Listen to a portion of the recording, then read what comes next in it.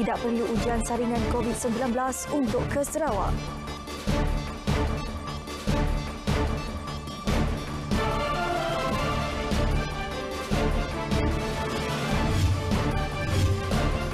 SOP sama untuk sambutan Aidiladha.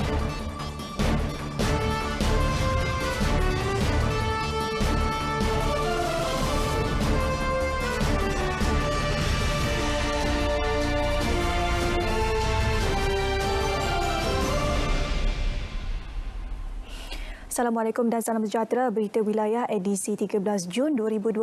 Anda bersama saya Syuhaida Arifin. Rakyat Malaysia di Semenanjung, Sabah dan wilayah Persekutuan Labuan tidak lagi perlu memohon kebenaran Jawatankuasa Pengurusan Bencana Negeri Sarawak bagi pergerakan rentas negeri ke negeri itu. Menteri Kanan Keselamatan Datuk Seri Ismail Sabri Yaakob berkata, mereka juga tidak perlu menjalani ujian saringan COVID-19 PCR untuk berlepas ke negeri berkenaan seperti sebelum ini. Sebaliknya, menurut beliau, sampel PCR akan diambil secara rambang sejurus tiba di pintu masuk utama negeri Sarawak, sama ada melalui darat, udara atau laut.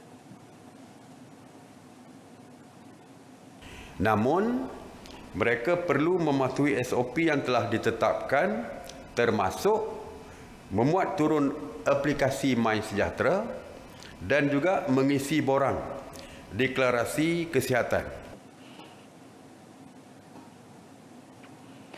Pengunjung juga ujarnya dinasihati untuk memuat turun aplikasi COVID Trace Sarawak dan Community.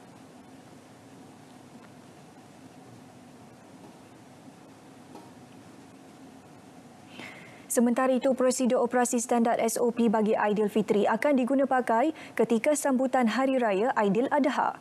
Datuk Seri Ismail Sabri berkata, tanpa kehadiran pasukan pemantauan pematuhan PKP, SOP sama yang dijalankan ketika Aidiladha adalah menjadi tanggungjawab setiap individu. Kebenaran untuk menyambut Hari Raya adalah hari pertama dengan SOP 20 orang. Hari Raya pertama saja dibenarkan. Jadi selepas itu tidak ada lagi lah sambutan Hari Raya. Walaupun bagaimanapun saya tahu yang balik ke kampung akan berada di rumah masing-masing, rumah ibu bapa melawat, mungkin pergi ke rumah saudara mara dan sebagainya. Tetapi SOP asas kita tetap kekal. Hari Raya Aidiladha dijangka disambut pada 31 Julai depan. Polis menahan 5 lelaki Bangladesh yang disyaki terlibat dengan kegiatan memalsukan dokumen keputusan ujian saringan COVID-19 di Jalan Tengkat Tongshin di Ibu Negara. 4 hari lalu, 2 lelaki juga dari Bangladesh ditahan atas kesalahan yang sama dalam serbuan di Jalan Alur. Ketua Polis Kuala Lumpur, Datuk Seri Mazlan Lazim berkata, suspek berumur di antara 26 hingga 30 tahun yang bekerja sebagai buruh binaan di sebuah syarikat pembinaan di Ibu Negara. Pihak polis turut merampas antaranya 5 telefon bimbit serta 1 salinan surat saringan COVID-19. Datuk Seri Mazlan memaklumkan polis menerima 3 lagi laporan berhubung pemalsuan dokumen keputusan ujian saringan COVID-19 pada Selasa dan Rabu lalu. Datuk Seri Mazlan menasihatkan majikan supaya sentiasa membuat semakan keputusan ujian yang diserahkan oleh pekerja dengan pihak pengeluar laporan. Orang ramai yang mempunyai maklumat mengenai kegiatan pemalsuan laporan itu boleh membantu pihak berkuasa dengan menghubungi hotline Polis Kuala Lumpur di 03 2115 9999 atau Balai Polis berhampiran. Baik, untuk perkembangan semasa laporan cuaca seluruh negara, kita ke Jabatan Meteorologi bersama dengan rakan penyampai di sana. Assalamualaikum dan salam sejahtera. Pada ketika ini, rantau negara kini menerima pengaruh angin daripada arah barat daya dengan kelajuan yang sederhana kencang, iaitu sekitar 20 hingga 30 km sejam. Oleh itu, Jabatan Meteorologi Malaysia tidak mengeluarkan sebarang amaran angin kencang dan laut bergelora buat masa ini. Turut diperhatikan, terdapat satu ribut tropika Nuri yang kini sedang berada di tenggara Guangzhou dan kini sedang bergerak ke arah barat laut dengan kelajuan 25 km sejam.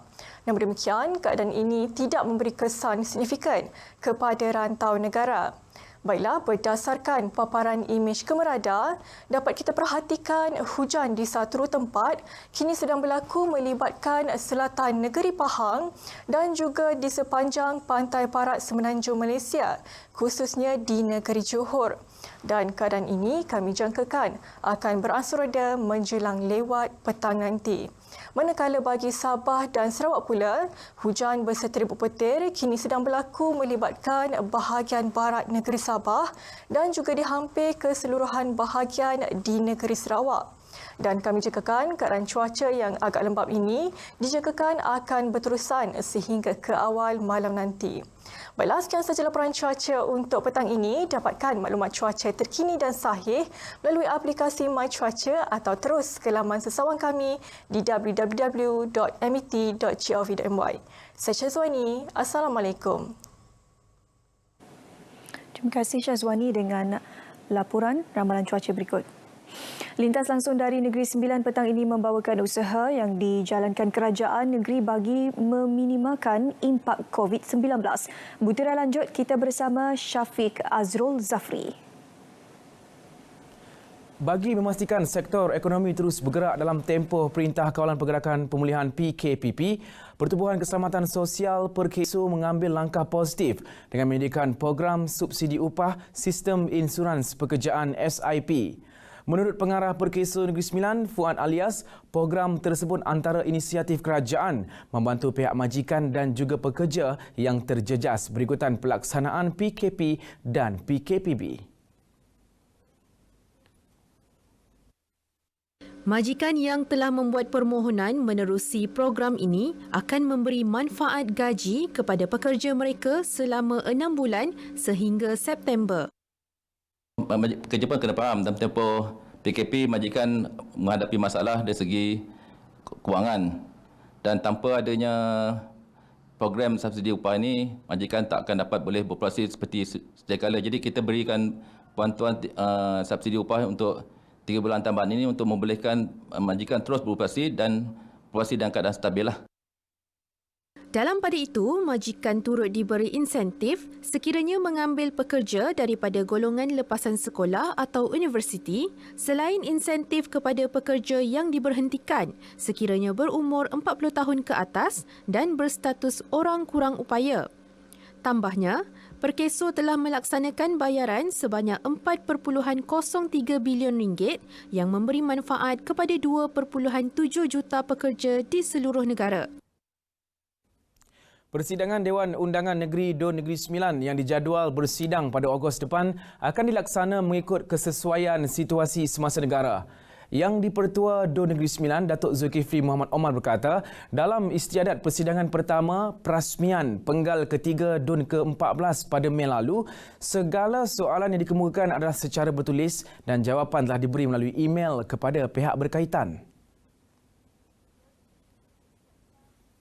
Buat masa ini, reformasi Dewan sedang dilaksana secara beransur-ansur agar integriti sentiasa menjadi panduan utama. Pertamanya, kita telah memperkasakan Dewan itu sendiri dengan kita menubuhkan hari itu beberapa jawatankuasa kecil. Jawatankuasa kecil NESCAT, integriti. Macam Selangor Selcat lah, kita dah tubuhkan. Dan kita dah maklum dalam dan lantik seluruh anggota, dan kita juga telah memersyarat untuk jawatankuasa itu. Yang kedua, jawatankuasa padat berkaitan tanah, jawatankuasa berkaitan majlis daerah.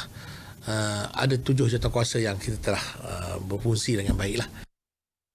Dalam pada itu, beliau berterima kasih kepada 36 ADUN Negeri Sembilan yang mengamalkan politik matang ketika sidang DUN selain mengamalkan kebiasaan baharu seperti penjarakan sosial dan pemakaian pelitup separuh muka bagi mengekang penularan wabak COVID-19. Kementerian Perdagangan Dalam Negeri dan Hal Ehwal Pengguna KPDN HEP Negeri Sembilan menyerahkan 12 notis pengesahan maklumat, barangan dan perkhidmatan kepada pengusaha kedai gunting rambut dalam Op Catut 7.0 dan Danan dan Gunting Rambut. Menurut pengarah KPDN HEP Negeri Sembilan, Ain Arjuna Azizaman, serahan termasuk notis bertulis tersebut melibatkan 3 kedai gunting rambut di Seremban, Port Dickson 5 dan Kuala Pilah 4.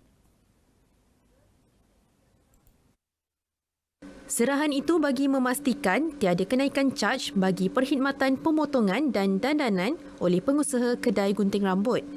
Tempoh maklum balas notis yang diberikan kepada peniaga adalah 3 hari bekerja untuk notis pengesahan maklumat barangan, manakala 5 hari bagi notis bertulis berserta dengan invoice jualan dan belian lengkap termasuk perincian dokumen bagi sebarang kenaikan kos bahan.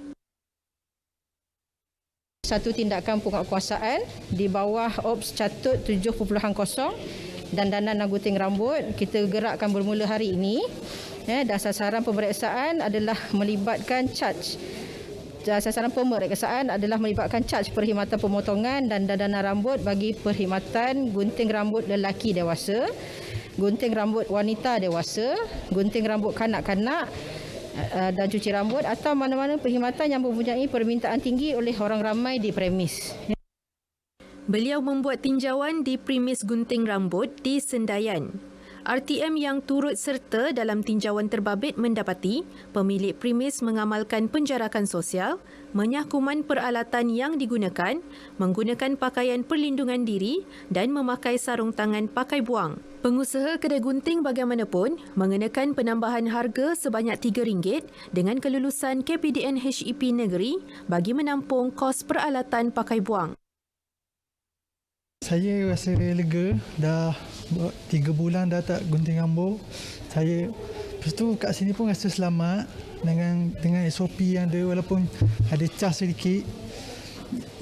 Keselamatan jadi terjamin. Saya tengok daripada tim sikat ni yang kedai rambut yang berhampiran dengan rumah saya ni, diorang punya langkah-langkah yang diambil dengan prosedur yang diambil ni, saya rasa kita mampulah untuk mengawal COVID-19 daripada merebak lah. Di tim sikat kami masih mengekalkan harga mampu bilik dan untuk kos tersebut kita telah menambahkan sebanyak RM3 sahaja untuk setiap servis.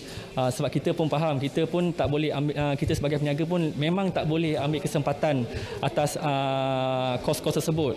Dan seperti kami di tim sikat, sememangnya apa-apa sekalipun kenaikan yang kita ingin lakukan, kita mesti kami selalu akan berhubung dengan pihak KPDN HEP untuk sama-sama mendapatkan solution sama ada boleh atau tidak satu harga itu dinaikkan. Sekian paparan dari Negeri Sembilan, kembali ke Angkasa Puri. Baik, terima kasih Syafiq. Seterusnya kita ikuti sidang media harian berhubung COVID-19 oleh Ketua Pengarah Kesihatan Dato' Dr. Nur Hisham Abdullah di Putrajaya.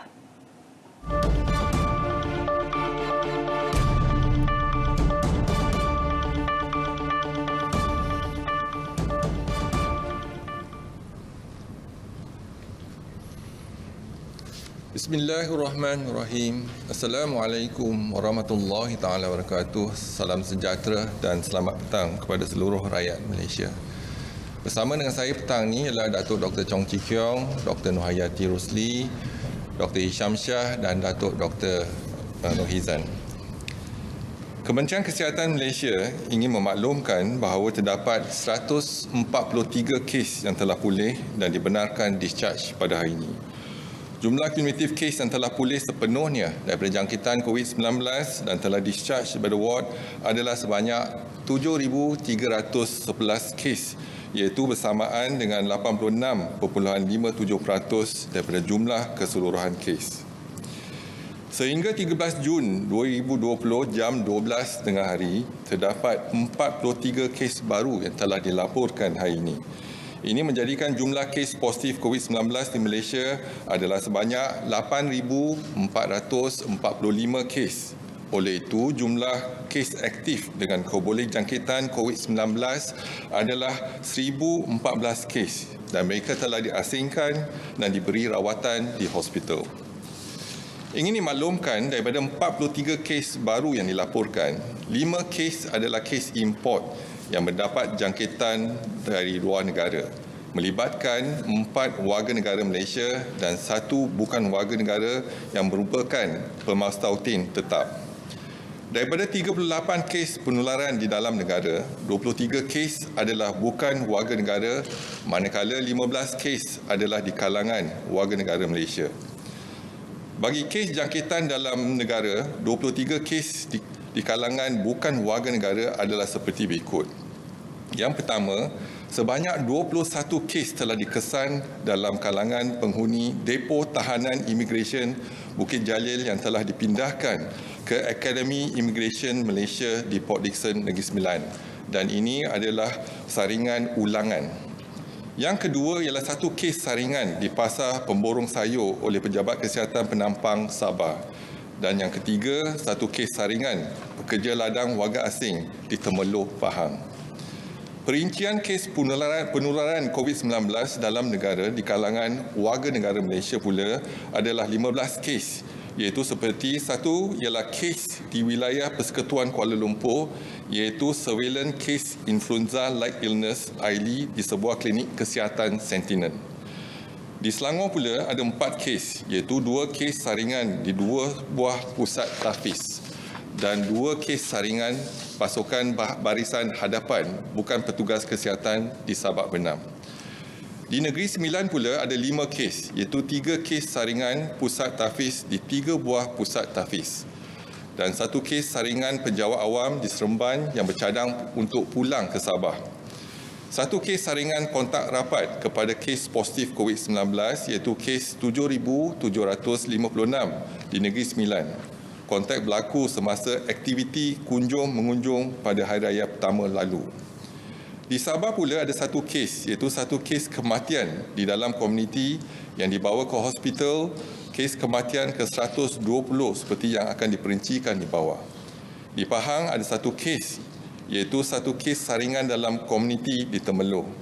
Di Perak juga ada 1 kes, iaitu 1 kes saringan sekolah pusat tahfiz. Dan di Melaka ada 2 kes, iaitu 1 kes saringan pusat jagaan warga emas di Melaka Tengah dan 1 kes saringan pusat tahfiz. Sehingga kini sebanyak 4 kes positif COVID-19 sedang dirawat di unit rawatan rapi dan tiada kes yang memerlukan bantuan pernafasan. Duka cita dimaklumkan bahawa terdapat pertambahan 1 kes kematian berkaitan dengan COVID-19. Justru jumlah kumulatif kes kematian COVID-19 di Malaysia adalah sebanyak 120 kes, iaitu bersamaan dengan 1.2% daripada jumlah keseluruhan kes.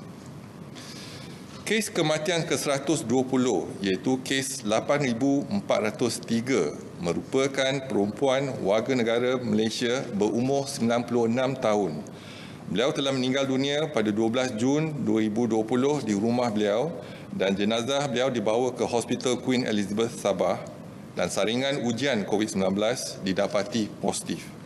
Punca jangkitan bagi kes ini masih dalam siasatan. Kementerian Kesihatan mengucapkan takziah kepada keluarga beliau. Bagi penggembara yang pulang dari luar negara, saringan gejala dan pengambilan sampel bagi COVID-19 akan dijalankan di pintu masuk antarabangsa. Penggembara ini akan diberikan beberapa arahan seperti berikut. Yang pertama, surat arahan perintah pengawasan dan pemerhatian di rumah. Yang kedua, pemakaian gelang tangan iaitu wristband selama tempoh perintah pengawasan dan perhatian di rumah. Yang ketiga, borang home assessment tool. Dan yang keempat, memastikan penggembara memuat turun aplikasi MySejahtera.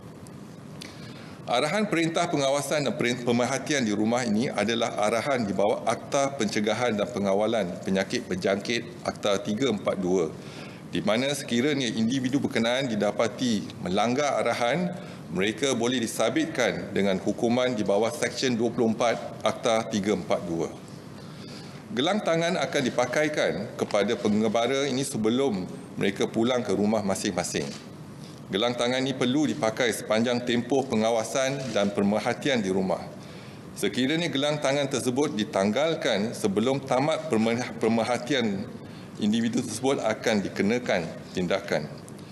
Gelang ini akan ditanggalkan oleh pegawai yang diberi kuasa selepas tempoh pengawasan dan pemerhatian. Pihak Kementerian Kesihatan juga ingin mengingatkan orang ramai yang telah diletakkan di bawah arahan perintah pengawasan dan pemerhatian di rumah untuk sentiasa mematuhi arahan yang ditetapkan oleh Kementerian Kesihatan, iaitu yang pertama, kekal berada di rumah sepanjang tempoh yang ditetapkan. Yang kedua, mengasingkan diri daripada ahli keluarga yang lain bagi mengelakkan ahli keluarga terdedah kepada risiko jangkitan COVID-19. Yang ketiga, sentiasa mengamalkan penjagaan kesihatan diri yang baik seperti membasuh tangan dengan air dan sabun ataupun menggunakan hand sanitizer. Yang keempat, pastikan anda tidak berkongsi peralatan peribadi dengan ahli keluarga yang lain. Ahli keluarga bagi individu yang menjalankan perintah pengawasan dan pemerhatian di rumah ini juga memainkan peranan yang penting dengan sentiasa mengingatkan individu berkenaan mematuhi arahan yang telah ditetapkan. Tanggungjawab individu dan ahli keluarga berkenaan adalah sangat penting kepada masyarakat bagi mengelakkan penularan COVID-19 ini. Orang awam secara am juga sentiasa diingatkan untuk sentiasa mengamalkan nasihat Kementerian Kesihatan yang kerap kali diingatkan, iaitu elakkan 3S ataupun 3C, iaitu elakkan kawasan yang sesak, crowded place, elakkan kawasan yang sempit, confined space, dan elak sembang atau bertutur dengan jarak yang dekat, close conversation. Amalkan 3W, iaitu kerap mencuci tangan dengan air dan sabun, iaitu wash. Sangat digalakkan memakai penutup hidung dan mulut, face mask di tempat awam atau jika bergejala, wear. Dan warn, iaitu amaran daripada Kementerian Kesihatan yang lebih berkonsep peringatan seperti elak bersalaman dan bersentuhan.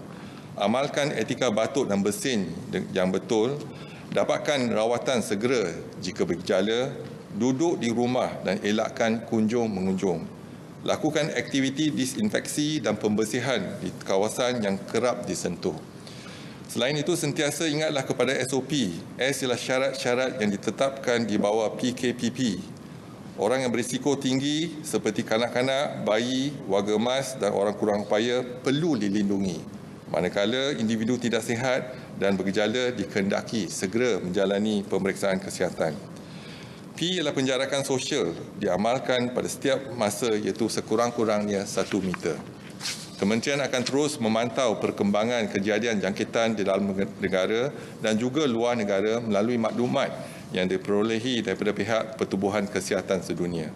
Orang ramai akan sentiasa dimaklumkan sebarang perkembangan terkini dan kementerian akan memastikan langkah pencegahan dan kawalan dilaksanakan secara berterusan. Semestinya dimaklumkan rumusan kes COVID-19 untuk kluster perhimpunan di Masjid Seri Petaling. Bilangan sampel yang diambil dan diuji setakat ini ialah 41,805 ujian.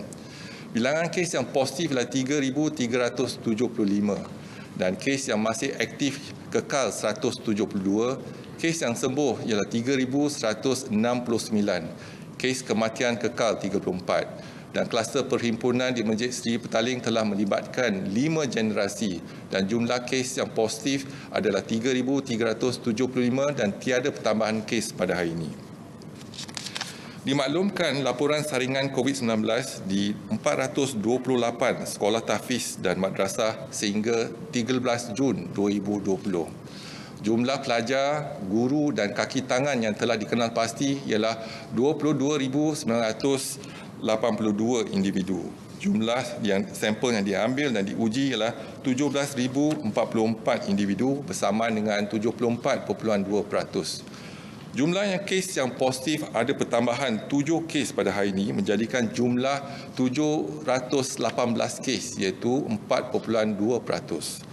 Mereka yang bergejala kekal 98 kes iaitu 13.6%. Dan mereka yang bergejala positif dan tidak bergejala ada pertambahan 7 kes menjadikan jumlah 620 kes, iaitu bersamaan dengan 86.4%. Dimaklumkan laporan saringan COVID-19 di 449 pasar di seluruh negara sehingga 13 Jun 2020. Jumlah peniaga, pekerja dan lain-lain yang dikenal pasti adalah 44,502 individu. Jumlah sampel yang diambil dan diuji ialah 33,728 bersamaan dengan 75.8%. Jumlah kes yang positif ada pertambahan 1 kes di Pasar Penampang Sabah menjadikan jumlah kes keseluruhan 275 kes, iaitu bersamaan dengan 0.8%. Mereka yang bergejala kekal 38 kes, iaitu 13.8%. Mereka yang positif dan tidak bergejala ada pertambahan 1 kes menjadikan jumlah terkini 237 kes, iaitu bersamaan dengan 86.2%. Dimaklumkan laporan saringan COVID-19 di 411 pusat jagaan warga emas sehingga 13 Jun 2020. Jumlah penghuni, penjaga dan kaki tangan yang dikenal pasti adalah 17,299 individu. Jumlah sampel diambil dan diuji ialah 15,452 individu bersamaan dengan 89.3%. Mereka yang jumlah kes yang positif ada pertambahan 1 kes di Melaka, iaitu di Melaka Tengah menjadikan jumlah keseluruhan 28 kes positif bersamaan dengan 0.2%. Mereka yang bergejala kekal 4 kes iaitu 14.3%. Mereka yang positif dan tidak bergejala ada pertambahan 1 kes menjadikan jumlah terkini ialah 24 kes iaitu 85.7%. Laporan rakyat Malaysia yang pulang dari luar negara dan didapati positif ujian COVID-19 dari 3 April sehingga 13 Jun 2020 adalah 587 kes, iaitu ada pertambahan 5 kes pada hari ini. 2 kes adalah dari Singapura dan masing-masing 1 kes dari Mesir, Bangladesh dan Indonesia. Dimaklumkan laporan jumlah kumulatif ujian COVID-19 untuk warga asing setakat 13 Jun 2020 adalah seramai 49,836 individu. Jumlah kes dikesan positif adalah 2,464 kes. Dan daripada jumlah tersebut, 581 kes masih diasingkan dan diberi rawatan di hospital. Tiada kes yang diberi rawatan di ICU dan jumlah kes kematian kekal 4 kes iaitu 0.1%. Dimaklumkan laporan 4 kluster depo tahanan imigresen sehingga 13 Jun 2020. Kluster yang pertama, depo tahanan imigresen Bukit Jalil, iaitu setakat ini individu yang disaring adalah 1,623. Jumlah kes yang positif ialah 630 kes, ada pertambahan 21 kes pada hari ini dan melibatkan bukan warga negara 629. Yang menunggu keputusan saringan iaitu saringan kali ketiga adalah 65 dan kadar positif ialah 38.8%. Kluster kedua ialah depo tahanan imigresen Semenyih. Individu yang disaring setakat ini ialah 1,785. Jumlah kes yang positif kekal 66 dan bukan warga negara ialah 65 dan seorang warga negara. Jumlah kes negatif ialah 1,719 dan tiada yang menunggu keputusan setakat ini. Jumlah kadar positif ialah 3.7%.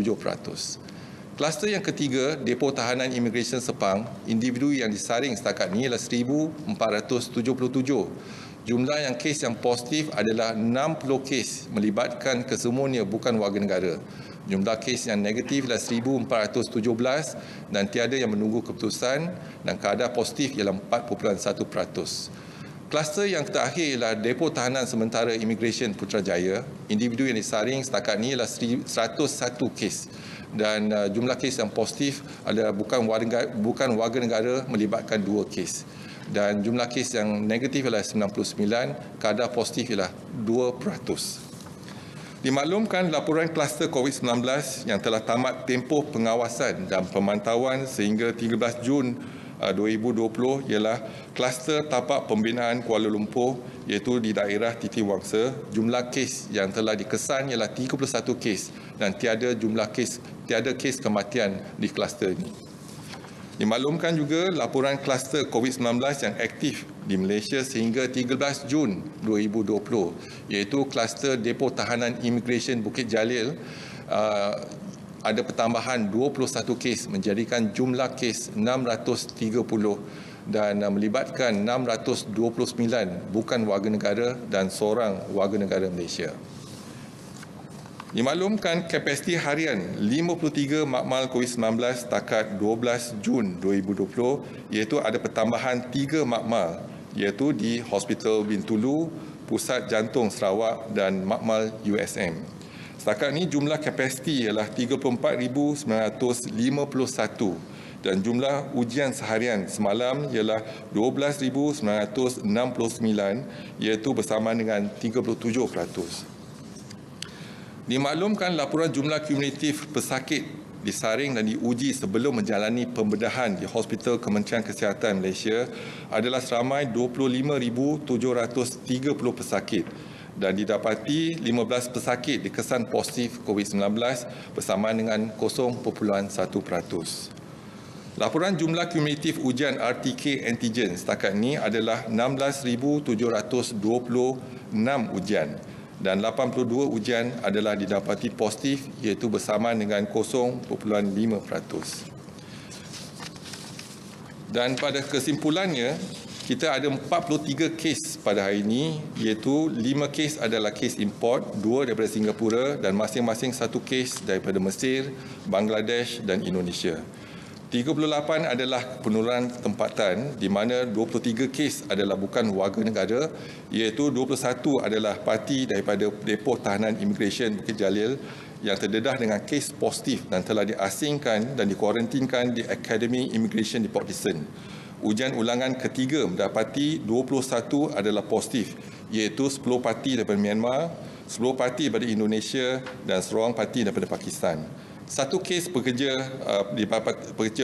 bukan warga negara didapati positif di Temerloh Pahang dan 1 kes pekerja di Pasar Penampang Sabah. 15 kes penurunan tempatan adalah warga negara dan 7 adalah daripada sekolah tahfiz di seluruh negara dan 2 kes daripada Sabak Menam dan 1 kes warga emas di Melaka, 1 kes pekerja ladang di Temerloh Pahang, 1 kes kontak rapat iaitu kunjung-mengunjung semasa raya, 1 kes penjawat awam yang ingin pulang ke Sabah, 1 kes Aili yang dikesan di Gombak dan 1 kes yang melibatkan warga emas 96 tahun yang dibawa ke hospital yang meninggal dunia di rumah dan dibawa ke Hospital Queen Elizabeth untuk siasatan. Dan saya buka kepada sebarang pertanyaan. Kalau ada soalan, silakan. Assalamualaikum, Doktor. Saya ada 3 soalan. Satu mengenai tahap pemulihan kanak-kanak menjadi mangsa COVID setakat ini. Berapa ramai? Kedua ialah berapa ramai kaki tangan KKM dan petugas frontliner seperti polis dan tentera yang terkena jangkitan sepanjang penugasan ketiga PKP. Dan yang ketiga, hari ini ada satu laporan dari Abah Harian Metro mengenai Institut Meteorologi Kebangsaan Malaysia ada buat kajian rambang terhadap penggunaan alat pengesan suhu yang digunakan dan mereka dapati ada setengah-setengah ada alat-alat tu tidak mengikuti kualiti dan juga ada yang kena rig sebelum dijual kepada orang awam. Jadi soalan saya, adakah KKM mempunyai avenue untuk mengambil tindakan terhadap mereka yang menjualkan peralatan sedemikian? Terima kasih. Okey, terima kasih. Jadi 2 soalan. Satu soalannya berapa ramai barisan hadapan sama ada Kementerian Kesihatan ataupun pelbagai agensi yang terlibat. Jadi kita tak ada data setakat ini, kita hanya ada untuk Kementerian Kesihatan. Jadi kita tak ada peningkatan. Kalau tak salah saya lebih barisan hadapan Kementerian Kesihatan yang terlibat setakat ini ialah 416 yang dikesan positif tetapi mereka mendapati jangkitan 80% dapat jangkitan daripada luar hospital, iaitu di dalam komuniti. Jadi ada 20% yang dapat jangkitan daripada pesakit ataupun rakan sejawat mereka. Yang itu yang kita ada data untuk barisan hadapan Kementerian Kesihatan. Untuk pihak polis dan juga Angkatan Tentera dan rela dan sebagainya, kita tak ada data tersebut. Tapi kita boleh kumpulkan data nanti. Yang kedua, menggunakan suhu. Jadi kita kena lihat, yang pertama, apabila menggunakan jangka suhu tu, yang penting ialah kalibrasi yang menggunakan suhu tersebut. Jadi ada dia punya peraturan untuk kita pastikan. Sebelum kita gunakan jangka suhu tersebut, kita kena cuba dulu dalam kita membaca peraturan-peraturan penggunaan jangka suhu tersebut. Kalau kita dapat piawaian, baru kita boleh gunakan. Tetapi semua peralatan ataupun peranti suhu ni kena didaftarkan dengan MDA, iaitu Medical Device Authority, dan kita pastikan ada pendaftaran dengan Medical Device Authority, baru kita boleh sahkan yang penggunaan tu diiktirafkan oleh Kementerian Kesihatan. Mereka yang deliberately cuba tipu, macam ada yang dikatakan mereka menggunakan chip dalam infrared tu untuk menunjukkan paparan yang... Jadi kalau ada penipuan, mereka perlu laporkan kepada Medical Device Authority dan kita akan ambil tindakan. Assalamualaikum, Syamini RTM. Berhubung dengan kes seorang tukang gunting rambut warga negara Pakistan yang positif COVID-19, sekiranya kes positif melibatkan kluster berkenaan, adakah KKM akan menarik kembali kebenaran untuk pengoperasian sektor gunting rambut secara keseluruhan? Sebab ada gesaan dari netizen untuk memohon membekukan pengoperasian sektor kedai gunting rambut buat masa sekarang. Soalan yang kedua, terdapat kegusaran dalam kalangan golongan masyarakat mengenai golongan yang tidak bergejala untuk positif COVID-19. Untuk itu, adakah keperluan atau gesaan atau saranan daripada KKM sendiri untuk mana-mana individu menjalankan saringan COVID-19 melalui swab test atau sebagainya untuk memastikan diri mereka bebas daripada COVID, especially bila kita dalam fasa kebenaran untuk merentas negeri dan juga hari-hari perayaan. Terima kasih. Okey, terima kasih. Jadi kalau kita lihat kepada kes tukang gunting rambut tersebut, isu dia sekarang ni kita dah keluarkan SOP untuk mereka yang terlibat dalam menggunting rambut. Tetapi sekarang ni isu yang ketidakkepatuhan kepada SOP tersebut. Yang pertama, sebelum SOP dikeluarkan, yang tukang gunting rambut telah menjalankan aktiviti secara haram, iaitu menjalankan gunting rambut daripada rumah ke rumah. Itu yang pertama. Yang kedua, mereka membuka, jadi keputusan ujian belum balik lagi dan tukang gunting rambut tersebut telah pun menjalankan tugas. Jadi kita telah tetapkan untuk warga asing yang menggunting rambut, pastikan mereka menjalani ujian COVID-19. Dan inilah ketidakpatuhan. Tapi kita telah mengambil tindakan dan sekarang kita terpaksa menjalankan kontak saringan, iaitu kontak rapat, dan juga mereka yang telah mendapat khidmat gunting rambut daripada tukang gunting rambut tersebut. Jadi kes yang positif telah pun kita asingkan dan masukkan di hospital. Kes yang dikenal pasti sebagai kontak rapat, kita arahkan dikuarantinkan di rumah. Jadi tindakan telah diambil dan siasatan sedang dijalankan. Setakat ni kita tak ada kluster, hanya seorang yang positif. Tetapi kalau ramai yang positif, jadi kita mungkin ada satu kluster gunting rambut. Assalamualaikum Datuk. Farhan daripada Bernama. Datuk, ini soalan berkenaan dengan sindiket pemalsuan keputusan saringan COVID yang baru-baru ini melibatkan warga asing, dan kita tengok mungkin akan ada lagi sindiket seumpama ini di luar sana. Jadi melihat situasi ini, adakah KKM akan meneliti mekanisme pengeluaran dokumen saringan COVID ini yang mungkin diselaraskan? Misalnya mungkin hanya KKM sahaja boleh endorse keputusan saringan ini, walaupun saringan mungkin dibuat di salah satu daripada 31 hospital dan 20 klinik swasta yang telah diluluskan. Terima kasih. Terima kasih. Jadi kita membenarkan saringan di makmal swasta dan juga di makmal kementerian. Tetapi kalau ada penipuan, unsur-unsur penipuan, kita galakkan mereka yang dapati ada unsur penipuan untuk mengadu kepada Kementerian Kesihatan, dan tindakan kita akan jalankan dan PDRM juga akan mengambil tindakan. Jadi ini merupakan satu kesalahan. Jadi tindakan mengikut Akta 342 akan dijalankan. Jadi kita mengharapkan orang ramai, kalau kita ragu-ragu ataupun sanksi, laporkan kepada Kementerian Kesihatan ataupun kepada PDRM. Jadi tindakan siasatan akan dijalankan dan kita akan ambil tindakan.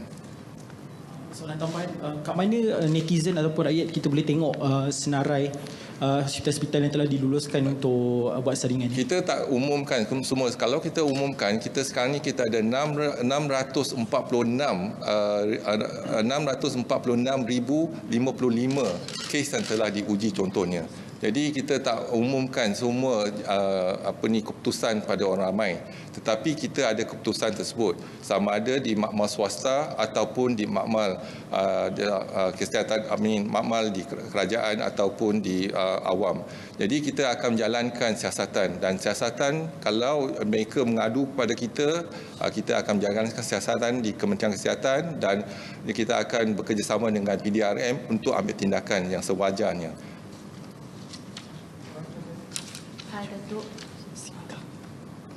Hi Datuk, just now you mentioned that there's 21 cases from the Bukit Jalil depot today, and then they only tested positive on the third swab. So why are they tested positive only on the third swab and not the second and the first one? So when the positive cases, because they have been exposed to the positive cases in the Depo Tahanan Immigration Bukit Jalil.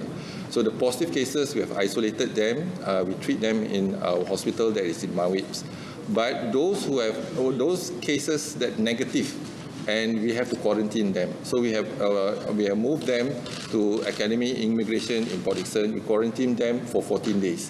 And in between, the swab is at least twice. That means the first swab and the day 13. If they have symptoms, we will actually repeat the swab. So sometimes we repeat 2 or 3 times the swab. So this is a third swab that we repeat. And one of the indication is that when we want to deport them, we have to do the swab. And that's why we have 3 swabs here. And unfortunately, fortunately, when we repeat the swab, it's positive. 21 of them positive. 10 from Myanmar, and then 10 from Indonesia, and 1 from Pakistan. So 21 of them. So when they are positive, we have to isolate them in our hospital and make sure that they have no exposure to the rest of the inmates. Hi Datuk, just following up on her question. So they were discovered after the third swab. So they were exposed. Like what happened within the community that they were exposed even though they were quarantined?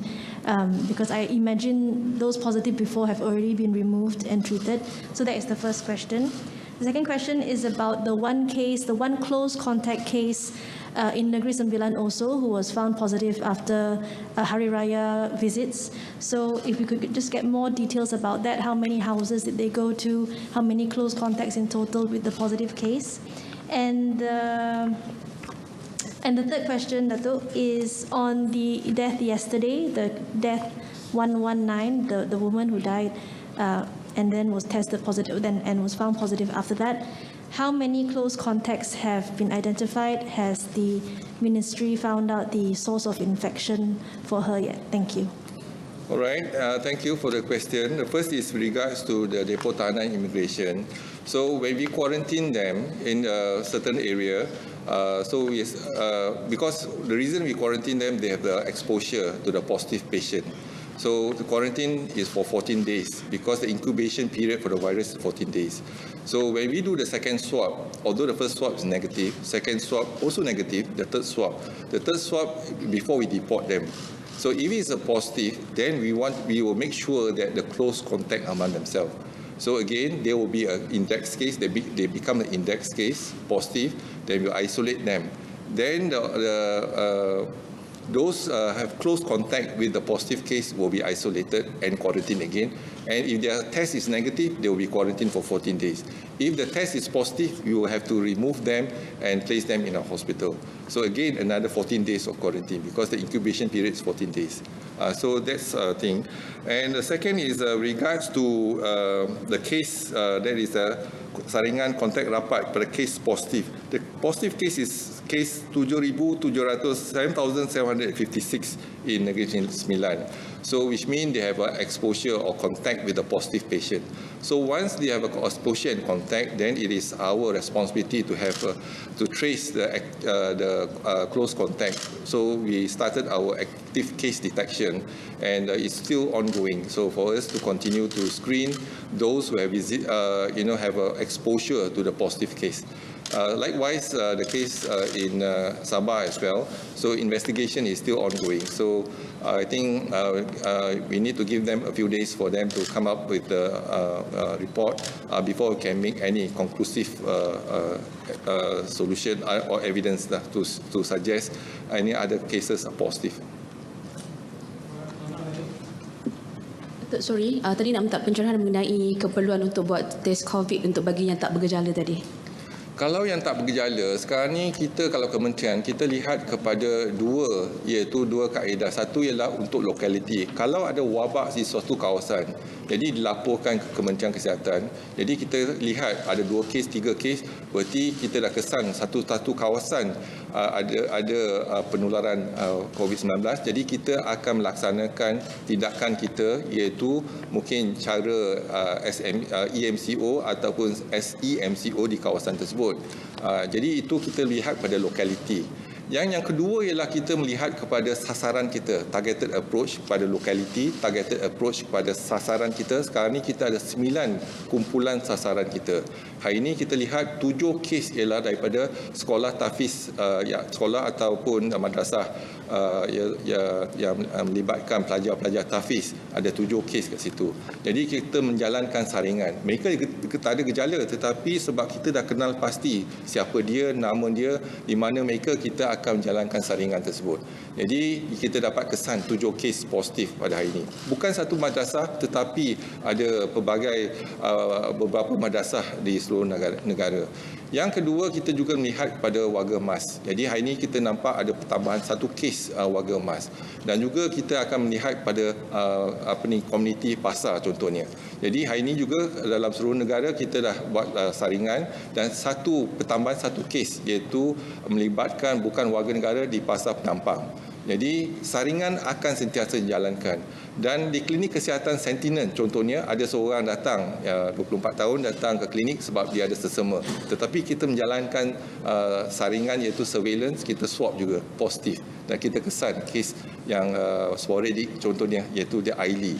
Dan inilah cara kita memantau dari segi penularan COVID-19 dalam komuniti, iaitu menerusi targeted approach pada 9 kumpulan sasaran telah kita kenal pasti, dan juga kita laksanakan untuk klinik ialah ID, kes-kes ID, demam sesama datang ke hospital kita akan jalankan, dan juga yang mereka yang ada sari contohnya masuk ke ward kesukaran pernafasan dan ada jangkitan kuman paru-paru, kita juga akan jalankan saringan. Dan satu lagi ialah kes-kes pembedahan. Jadi kes-kes pembedahan kita lihat ia melibatkan seluruh komuniti, iaitu seluruh lapisan komuniti. Jadi mereka memerlukan pembedahan. Sebelum pembedahan kita akan menjalankan saringan COVID. Kalau COVID positif, jadi kita akan ambil tindakan sewajarnya. Tetapi sekurang-kurangnya kita tahu sekarang ni kes yang positif hanya 0.1% saja. Jadi penularan masih terkawal. Dan kalau mereka asymptomatic, sama ada kita perlu ujian ke tidak, itulah kalau mereka adalah kontak rapat, ya kita akan laksanakan ujian tersebut. Kalau mereka ada risiko tertentu, jadi kita dah kenal pasti, iaitu lokaliti dan juga 9 kumpulan sasar. Dan kalau kita syaki mereka yang pulang dari luar negara, kita juga akan kuarantinkan mereka, kita laksanakan test. Selain daripada itu, mereka yang ingin melaksanakan ujian tersebut boleh, tetapi laksanakan di makmal swasta. iaitu kalau tak masuk dalam asymptomatic tetapi kontak positif ataupun tak masuk dalam kriteria Kementerian Kesihatan. Jadi kita tak saring, tapi boleh dilaksanakan di makmal swasta. Selamat petang ya Datuk Doktor. Saya ada 2 soalan ya. Dilaporkan hari ini di Beijing, China ya, satu pasar sayur telah ditutup susulan 45 peniaga dikesan positif dan tidak bergejala. So dikatakan virus ini dikesan di papan pemotong yang digunakan oleh penjual ikan salmon. So mungkin Datuk Doktor boleh beri komen sikit dan adakah penemuan baru ini akan diberi perhatian? Soalan kedua yang pasal saringan COVID, ada tak KKM buat senarai hospital atau klinik yang boleh orang ramai menjalankan saringan untuk rujukan supaya mereka boleh mengelakkan daripada ditipu? Terima kasih.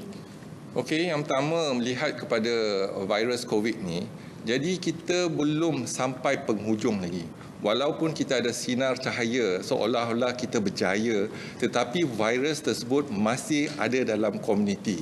Oleh itu, kita rakyat Malaysia perlu mengambil langkah-langkah pencegahan, menjaga kebersihan dan mengamalkan iaitu penjarakan sosial yang selamat, pastikan kita sentiasa mencuci tangan dan menggunakan air dan sabun dan juga kalau perlu menggunakan mask iaitu kalau kita di tempat awam. Tetapi inilah isu kebersihan. Kalau kita menggunakan bot ataupun cara tidak bersih, jadi ada kemungkinan jangkitan berlaku. Ini yang kita perlu ingatkan kepada semua untuk menjaga kebersihan. Jadi virus COVID-19 telah mengajar kita untuk menjaga kebersihan diri. Dan sekarang ni kita mengharapkan rakyat Malaysia mengamalkan kebersihan dan langkah-langkah pencegahan.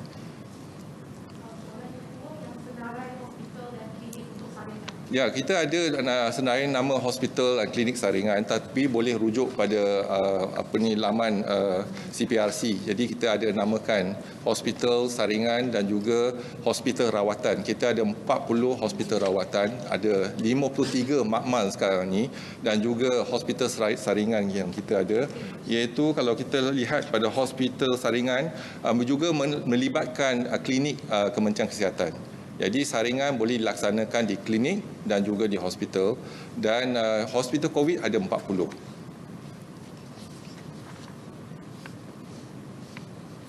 Okey, ada soalan lagi? Kalau tak ada, saya ucapkan terima kasih kepada semua yang hadir pada hari Sabtu ini dan kita tetap akan menjalankan ataupun memberi maklumat yang terkini, tetapi mungkin minggu depan kita akan jarakkan persidangan akhbar ni lah. Dan saya ucapkan terima kasih kepada semua barisan hadapan media yang telah bekerja keras untuk sama-sama menjayakan untuk memutuskan penurunan jangkitan COVID-19 dalam negara kita. Sekian, wabillahi taufiq wal hidayah. Wassalamualaikum warahmatullahi wabarakatuh. Terima kasih.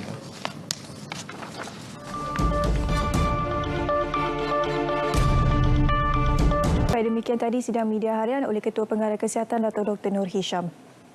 Sebatang jalan di Melaka dan diabadikan dengan nama bekas yang di-Pertua Negeri Melaka, Tun Muhammad Khalil Yaakob.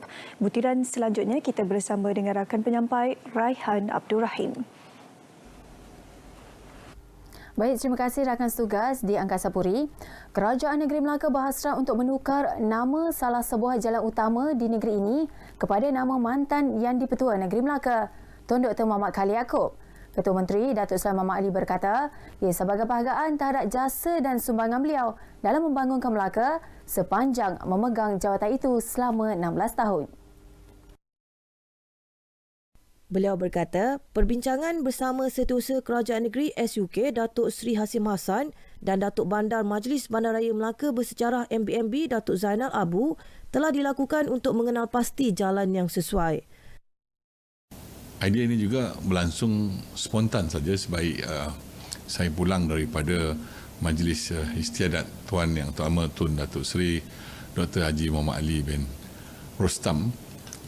Malah saya juga lihat cadangan menamakan salah satu jalan utama di Melaka adalah lebih daripada cara untuk kita menghargai jasa yang telah begitu lama disumbangkan oleh Tun kepada negeri Melaka, iaitu selama 16 tahun sejak daripada tahun 2004. Beliau berkata demikian ketika ditemui RTM di Seri Negeri Aikro. Katanya penukaran nama jalan berkenaan akan dilakukan dalam kadar segera. Sementara itu, Ketua Menteri Datuk Seri Mahmud Ali menyeru semua pemain industri dan pelancong yang masuk ke negeri ini untuk mengamalkan prosedur operasi standard SOP yang ditetapkan sepanjang melancong ke Melaka.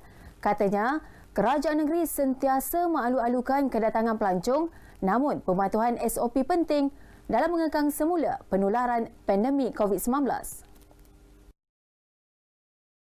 So, sesuai dengan pengumuman yang dibuat oleh Yang Amat Berhormat Perdana Menteri berhubung dengan penambatan kawalan pergerakan bersyarat pada 9 Jun lalu, ini bermakna pintu sepadan negeri sudah pun boleh direntas dalam tempoh perkawalan pergerakan pemulihan. Ya. Justru suka saya menasihatkan kepada semua pelancong, termasuk pemain industri, untuk terus menjaga pematuhan SOP ini. Ketika ditemui di Seri Negeri Aikro, Datuk Sulaiman memaklumkan beliau juga menggalakkan pelancong yang berkunjung ke negeri ini agar memuat turun aplikasi Melaka Access. Ia dalam mendapatkan pelbagai maklumat termasuk diskaun tiket pelancongan, hotel dan makanan. Semuanya terkandung dalam satu aplikasi itu. Raja buah atau durian sering dicari walaupun musimnya tiba pada tempoh Perintah Kawalan Pergerakan PKP. Di Melaka, rata-rata pengusaha durian mengakui tempoh PKP yang bermula sejak 18 Mac lalu sedikit menggugat perniagaan mereka, namun ia tidak menghalang peminat raja buah itu untuk mendapatkannya. Tinjauan kru RTM Melaka mendapati peniaga durian di negeri ini menggunakan perniagaan dalam talian untuk meneruskan jualan mereka. Namun, selepas Perdana Menteri mengumumkan Perintah Kawalan Pergerakan Pemulihan PKPP, ia memberi sedikit kelegaan buat peniaga buah kegemaran rakyat Malaysia ini. Harapan saya lepas PKP ni lebih longgar ni, nanti lebih ramailah orang boleh datang tengok durian sendiri, sebab sebelum ni kita cuma buat COD je. Macam ni customer boleh pilih sendirilah buah yang mereka nak beli. Dalam saya pun alhamdulillah lah, kerajaan pun dah bagi pelepasan macam tu. Memang dah ada longgar banyak sangatlah untuk saya berniaga. Walaupun macam mana pun diorang bagi dalam pukul 10, dalam pukul 7 kita dah balik. Habis tak habis buah pun kita kena balik. Bila dia longgarkan ada buka kedai, baru ada pertambahan itu. Bila Ramadan ke berapa itu dia beli istiar, baru ada penambahan. Ini buah lepas raya ni baru ada, sebab ada kelonggaran lagi. Baiklah saudara, setakat ini saja perkembangan dari Melaka. Jangan lupa amalkan norma baru sepanjang tempoh PKPP ini untuk kita sama-sama putuskan rantaian COVID-19. Kembali semula ke Angkasa Puri. Terima kasih rakan penyampai. Baik, untuk mengetahui laporan berita semasa di Sarawak, kita terus saja bersama Abang Mewasili, Abang Abdul Samad di Kuching. Silakan. Terima kasih Syuhaidah di Angkasa Puri. Assalamualaikum dan salam sejahtera. Tiada pertambahan kes positif COVID-19 dilaporkan di Sarawak hari ini. Jawatankuasa Pengurusan Bencana Negeri JPBN Sarawak dalam kenyataan media memaklumkan jumlah keseluruhan kes positif COVID-19 kekal sebanyak 556 kes. 2 kes baru telah sembuh dari Hospital Umum Sarawak HUS dan menjadikan seramai 533 orang atau 95.86% telah sembuh di negeri ini. Sementara itu, seramai 14 pesakit bawah siasatan dilaporkan hari ini dan 7 kes masih menunggu keputusan mahkamah. Manakala kes yang sedang dirawat di hospital adalah seramai 6 orang iaitu di HUS. Kementerian Pembangunan Usahawan dan Koperasi MIDEK bercadang untuk mewujudkan perkhidmatan penghantar makanan sendiri yang menyerupai perkhidmatan GrabFood dan Foodpanda. Menterinya Datuk Seri Dr. Wan Junaidi Tuanku Jaafar berkata ini sebahagian usaha menggalakkan aktiviti keusahawanan dalam kalangan masyarakat. Jelas Datuk Seri Dr. Wan Junaidi, Ketua Setiausaha Kementerian telah diarah untuk melakukan kajian mengenai perkara tersebut, bukan sahaja untuk mewujudkan pasaran dalam talian bagi produk pertanian, malah menyediakan perkhidmatan penghantaran produk berkenaan selain menjadi pengeluar produk pertanian. Saya telah menyarankan kepada kementerian saya, KSU semua lambat atas bahu dia semualah, supaya kita form kita sendiri punya, bukan saja online market untuk other product, agriculture product, tetapi juga kita nak sediakan a team of our own riders. Jadi kita nak create our own supaya employment can be created menerusi keusahawanan. Tambah beliau, Tekun Nasional akan menyediakan pinjaman RM10,000 kepada pihak yang berminat menjadi penghantar. Pinjaman itu bagi pembelian motosikal baharu untuk yang tidak memiliki motosikal dan RM2,000 untuk kos membaiki motosikal sedia ada. Menteri itu menyatakan demikian dalam sidang media di Kuching selepas majlis perjumpaan bersama ketua-ketua agensi di bawah Medek di Sarawak. Dalam pada itu, Datuk Seri Dr. Wan Junaidi memaklumkan satu perbincangan akan diadakan dalam masa 2 minggu akan datang bersama Kementerian Pemodenan Pertanian Tanah Adat dan Pembangunan Wilayah yang diterajui oleh Timbalan Ketua Menteri Dato' Amar Douglas Ugambas, khususnya mengenai pertanian di negeri ini. Perbincangan akan tertumpu kepada agro keusahawanan dengan sasaran kepada pembangunan industri pertanian melibatkan usahawan, khasnya lepasan universiti dan penganggur yang ingin mencuburi industri makanan berasaskan pertanian. Bidang agro keusahawanan tersebut meliputi pertanian, perikanan dan penternakan. Usaha tersebut katanya selari dengan sasaran Sarawak untuk menjadi hub pengeluaran makanan utama selain meningkatkan jaminan makanan di negara. Setakat ini dahulu berita dari Sarawak. Kita kembali bersama Syuhaida di Angkasa Puri. Silakan. Terima kasih Abang Muasili dari Sarawak. Bagi mengikuti perkembangan di Sabah pula, kita bersama Muhammad Dia Sahlan untuk paparan seterusnya.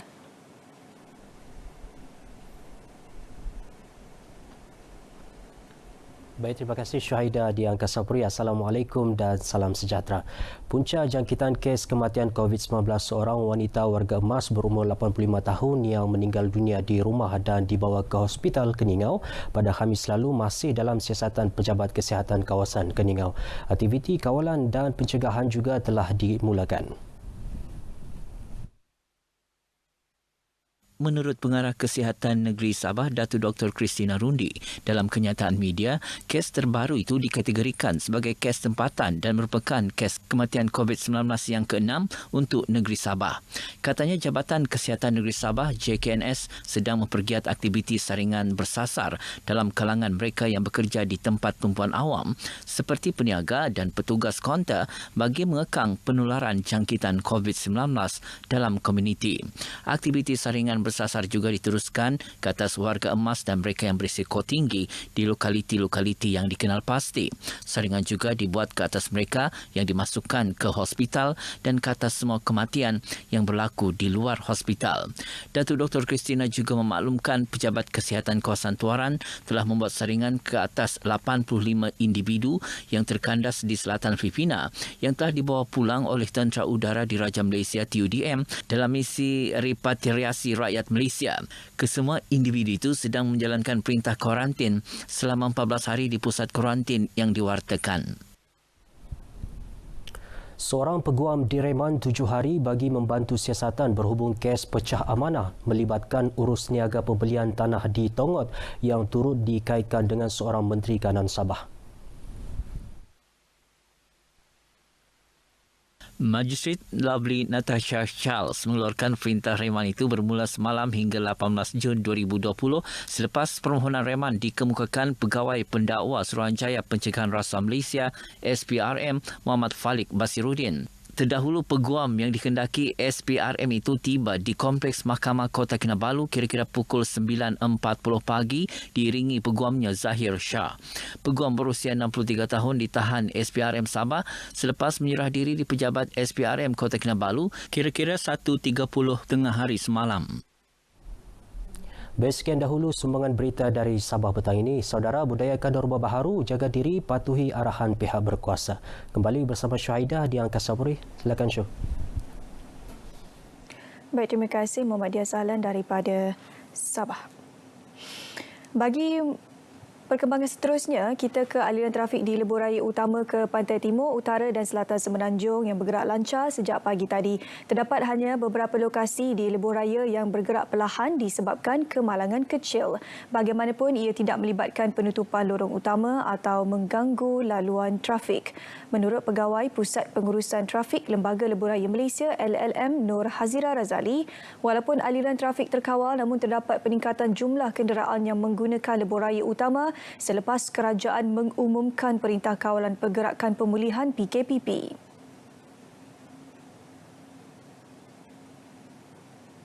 Jumlah trafik, jumlah kenderaan bagi semua lebuh raya di bawah sediaan LLM pada 12 hari bulan 6 2020 semalam adalah sebanyak 4 juta dan terdapat peningkatan berbanding hari sebelumnya iaitu sebanyak 3.7 juta kenderaan.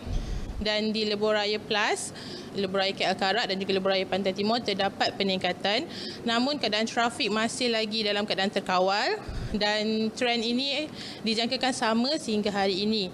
Dan pihak LLM juga menjangkakan untuk keadaan trafik pulang ke ibu kota akan meningkat pada hari esok menjelang petang sehingga lewat malam. Tambahnya, orang ramai boleh mendapatkan maklumat trafik terkini menerusi laman Twitter LLM atau talian LLM 1800 88 7752. Aliran trafik dijangka kembali perlahan di beberapa lebuh raya susulan penguatkuasaan PKPP termasuk kebenaran pergerakan rentas negeri. Wartawan Grace Aisyah Kedayan membuat tinjauan di lebuh raya utara selatan bermula dari Plaza Tol Sungai Besi dan sekitar kawasan rehat dan rawat RNR Serdang.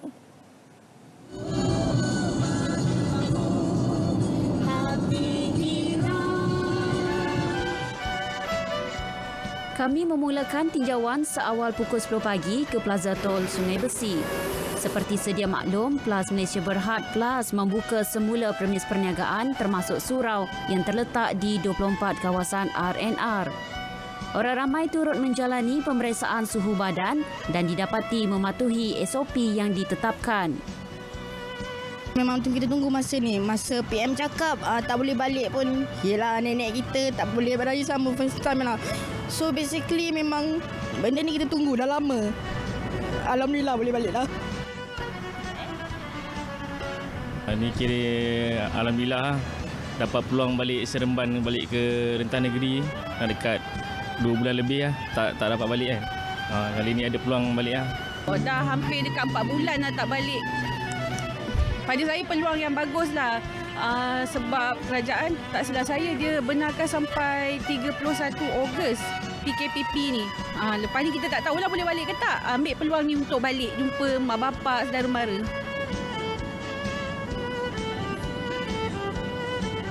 Perjalanan jauh tak terasa cerna hati. Itulah baik-baik lagu yang boleh menggambarkan perasaan anda ketika ini kerana dibenarkan untuk merentas negeri berjumpa dengan keluarga tersayang. Oleh itu saya bawakan kepada anda laporan daripada Plaza Tol Sungai Besi di mana anda dapat saksikan di belakang saya aliran trafik pada ketika ini masih lagi dalam keadaan terkawal dan lancar meskipun berlakunya pertambahan jumlah kenderaan berada di lebuh raya. Buat anda yang ingin pulang ke kampung, memandu dengan berhati-hati, periksa kenderaan anda dan pastikan baki tacenggo anda mencukupi. Dan pastikan anda mematuhi SOP yang telah ditetapkan setiap kali anda berhenti di RNR. Saya doakan anda selamat sampai ke destinasi, dapat peluk dan cium mak dan abah anda. Grace Aisyah Kedayan, RTM. Sementara itu, Plus Malaysia Berhad memaklumkan trafik di lebuh raya kendaliannya meningkat 20% setakat ini. Wartawan kami Vimala Kasturi Verasami ada butirannya. Tinjauan saya dan kru RTM mendapati aliran trafik masih lancar dan tiada kesesakan walaupun terdapat peningkatan jumlah kenderaan. PLAS menjangkakan akan berlaku lagi pertambahan kenderaan pada petang dan malam ini. Namun, PLAS optimis kesesakan trafik yang teruk tidak akan berlaku. Pada minggu ini sebenarnya kami tidak menganjurkan sebarang TTA ataupun time travel advisory sebagaimana yang kita buat setiap kali musim perayaan, kerana kita mendapati sebenarnya jumlah kenderaan yang berada di atas lebuh raya masih lagi diparas jumlah harian seperti mana yang kita uruskan. Berhubung dengan kawasan rehat dan rawat RNR, pihak PLAS berharap orang ramai memberi kerjasama dalam mengamalkan norma baharu. Orang ramai juga tidak dibenarkan berkumpul di tempat letak kereta atau makan beramai-ramai di satu meja. Pihaknya sentiasa memantau dan memastikan pengguna mematuhi SOP. Nak balik kampung, nak bercuti, tiada masalah. Tapi jangan lupa untuk mematuhi SOP yang ditetapkan. Kita jaga kita. Vimalah Kasturi Virasami, RTM.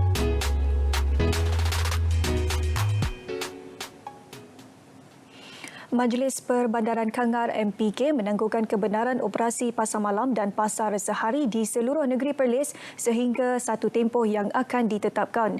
Sebagai alternatif, MPK sedang merancang untuk menganjurkan bazar penjaja terkawal BPT di lokasi-lokasi terpilih dan perkara itu akan diumumkan dalam tempoh terdekat.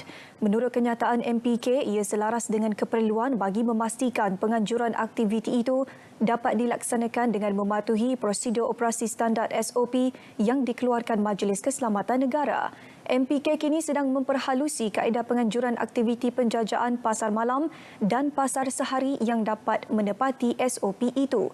Menteri Kanan Keselamatan, Datuk Seri Ismail Sabri sebelum ini mengumumkan semua pasar terbuka, pasar pagi dan pasar malam serta bazaria di wilayah persekutuan dibenarkan beroperasi bermula Isnin ini tertakluk kepada SOP yang ditetapkan Kementerian Kesihatan. Beberapa negeri antaranya Johor, Perak, Selangor dan Negeri Sembilan turut mengambil langkah sama memberi kebenaran beroperasi secara berperingkat bermula Isnin ini mengikut SOP yang ditetapkan. Baik, sekian berita wilayah edisi Sabtu 13 Jun 2020. Kerjasama semua adalah penentu kejayaan pemutusan rantaian jangkitan COVID-19. Saya Syuhaida Arifin. Salam sejahtera. Assalamualaikum.